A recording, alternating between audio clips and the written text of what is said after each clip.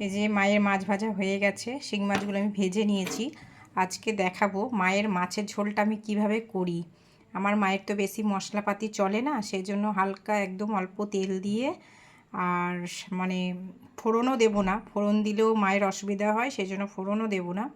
তো অল্প তেল দিয়ে আমি মাছের ঝোলটা করব, তো সেটাই আমি দেখাবো কিভাবে ঝোলটা করছি। এই যে কড়াইয়ে একদম অল্প তেল দিয়ে দিয়েছি, তেলটা গরম হয়ে গেছে। এবার কিন্তু আমি পেঁপেগুলো দিয়ে দেবো। পেঁপেগুলো কেটে ধুয়ে রাখা হয়ে গেছে, এবার আমি পেঁপেগুলো দিয়ে দিচ্ছি। পেঁপে দিয়ে ঝোলটা করব, খুব অল্প তেলের মধ্যে মায়ের রান্নাটা হবে, কোনো মশলাপাতি নেই। এই যে পেঁপেগুলো আমি দিয়ে দিলাম, একটু নেড়ে নিই। এটা কিন্তু আমি নুন দিয়ে আর হলুদ দিয়ে ভালো করে একটু ভাজা ভাজা করে নেবো, একবারে লাল নয়, হালকা আর কি ভাজা। তো আমি দুটো কাঁচা লঙ্কা দিয়ে দেবো, একদম ছোট্ট ছোট্ট। এই দেখো দুটো কাঁচা লঙ্কা একদম ছোট্ট ছোট্ট দিয়েছি, কেন বেশি ঝাল মা খেতে পারে না, সেই জন্য আমি চিড়ে দিয়েছি লঙ্কাটা। আর এরপর আমি দিয়ে দেবো নুন, দিয়ে দেবো পরিমাণ মতন আমি নুন দিয়ে দিলাম।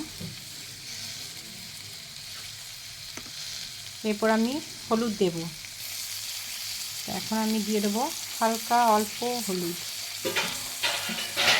অল্প হলুদ দিয়ে দিলাম। এরপর আমি এটা ভালো করে নেড়ে নেব। যেহেতু এটা কোনো মশলাই নেই, মানে আদা আদা জিরে দিলেও ভালো হয়, কিন্তু মা সেটাও খেতে পারে না। এক এক সময় দিয়ে দিই আমি টেস্টের জন্য, কিন্তু মায়ের ভীষণই পেটের সমস্যা, তো সেই জন্য আমাকে খুব হালকাভাবে রান্না করতে হয় মায়ের। এটা একটু আমি জল দিয়ে কষাবো, তো একটুখানি আমি নেড়ে নিলাম, একটুখানি হলে তারপরে জল দেব, সামান্য জল দিয়ে আবার আমি এটাকে কষাবো। এবার কিন্তু আমি এটার মধ্যে জল দিয়ে দেব, জল দিয়ে কষাবো, অল্প একটু জল দিয়ে আমি, যাতে হলুদের গন্ধটা যাতে না আসে, সেজন্য আমি একটু জল দিয়ে কষাবো।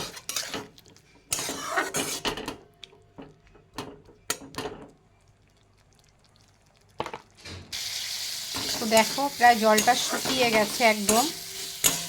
এবার কিন্তু আমি এটার মধ্যে একটু বেশি করে জল দেব, যাতে পেঁপেটা সেদ্ধ হয়। আর মায়ের যেহেতু ঝোলটা তো লাগবেই, এই ঝোল দিয়ে তো মা ভাত খাবে। তো আমি জলটা দিয়ে দিলাম, আর একটু জল দেবো এটার মধ্যে। তো এটা ফুটলে তারপরে কিন্তু আমি মাছগুলো দিয়ে দেবো। জল দিয়ে দিলাম। এই দেখো ঝোলটা কিন্তু ফুটে উঠেছে টকবক করে। এবার আমি মাছগুলো দিয়ে দেব। এই যে সব মাছগুলো কিন্তু আমি দিয়ে দিলাম মায়ের। এবার এই ঝোলটা আমি ঢাকা দিয়ে দেবো, পেঁপেগুলো সিদ্ধ হবে। এবার আমি ঢাকা দিয়ে দেবো। এই দেখো বন্ধুরা, মাছের ঝোল রেডি হয়ে গেছে, পেঁপে তো সেদ্ধ হয়ে গেছে। তো এই ঝোলটা হচ্ছে যাদের শরীর টরীর ভালো থাকে না, বয়স্ক মানুষদের, বেশিরভাগ হচ্ছে বয়স্ক মানুষদের জন্যই এই ঝোলটা খুবই ভালো। যে এর মধ্যে কিন্তু এক ফোঁটাও তেল, দেখো তেল দেখা যাচ্ছে না, যেহেতু আমি অল্প তেল দিয়েছি সেই জন্য কিন্তু তেলটা খুবই কম। আর এটা স্বাস্থ্যের পক্ষেও ভালো, যারা খেতে পারে আর কি। অনেকে তো যেহেতু মশলা টশলা খায়, তো মশলা যেহেতু আমার মা খায় না, তাই জন্য আমার মাকে আমি করে দিই এই ঝোলটা। আমার মা তো খুব ভালো খায় মশলা ছাড়া, অল্প তেল দিয়ে মাছের ঝোল। তো কেমন হয়েছে মাছের ঝোলটা অবশ্যই কমেন্ট করে জানাবে। এবার আমি বাটিতে নামিয়ে ফেলবো মাছের ঝোলটা। এই যে